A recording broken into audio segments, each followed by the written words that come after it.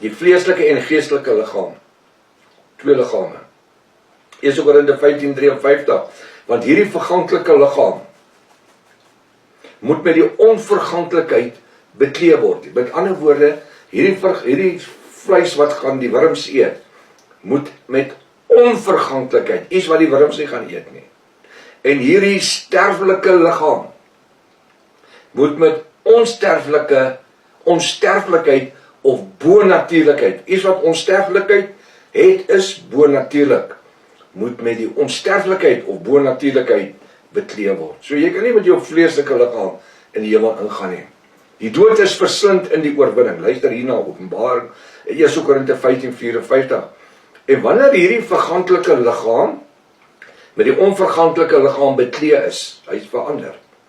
En hierdie sterflike menslike vleeslike liggaam, is nakies, met die onsterflike liggaam bekleed is, verander is, dan sal vervul word die woord wat geskrywe is. Die dood is verslind in die oorwinning. Hy sê, het jy mooi geluister?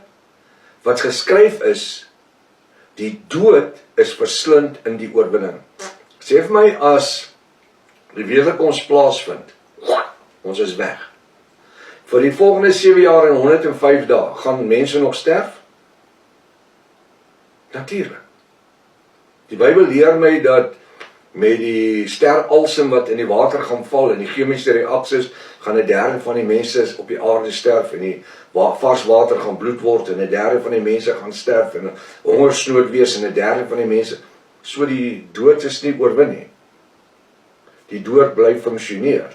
Het jy dit geweet? Tot en met na die slag van Armageddon. Daarna as die slag van Armageddon, Openbaring 20 vers 11, kom die wit troon oordeel. En dan word die dood en die doodryk eers in die poel van vuur gewerp. Maar die sien, die mense het hierdie goed uit mekaar uitgetrek. En dus ek moet met jou die goed hanteer, om te kan sien of ons almal voor die regterstoel gaan verskyn.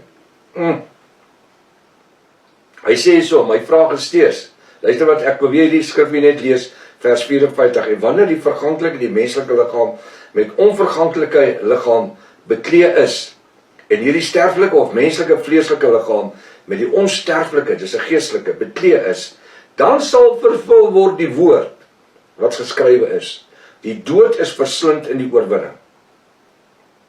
My vraag is, as die dood in die oorwinning verslind is, waarom sterf mense nog daagliks? Toe Yahweh die doodryk het teruggekeer het, 2000 jaar gelede, sê die woord, hy het die sleutels van die dood en die doodryk gehad. Is ek reg? Hier is die sleutels. Hy wys hulle by die Satan. Hier is die sleutels. Dood en die doodryk. Van 2000 jaar terug gelede af, het mense opgehou om te sterf, na Yahweh uit die doodryk het teruggekom het? Nee. Gaan kyk in die begrafplase vandag. As Yahweh die sleutels van die dood en die doodryk gehad het, dan sou my pa nie gesterf het nie. Dan sou van ons ander geliefdes nie gesterf het nie. So, Yahweh het die sleutels van die dood en die doderyk. Die dood naamlik die geestelike dood. Want Jaffa het vir Adam gesê, as julle daar is die boom van kennis van goed en kwaad, die boom van die ewige lewe. As julle van daai boom van kennis van goed en kwaad eet, sal julle sekerlik sterf. Dit het 'n tweevoudige betekenis gehad. Die eerste was, julle sou julle bonatuurlike status as superwesens, dis wat hulle was in die tuin van Eden, Adam en Eva. Hulle kon vir miljoene jare daar gebly, want daar was 'n paar goed nie, daar was nie ouderdom nie, daar was nie siekte nie, daar was nie plooie nie, daar was nie dood nie, daar was nie krankheid nie. Hoekom? Want hulle was soos gode gewees vir daai tyd.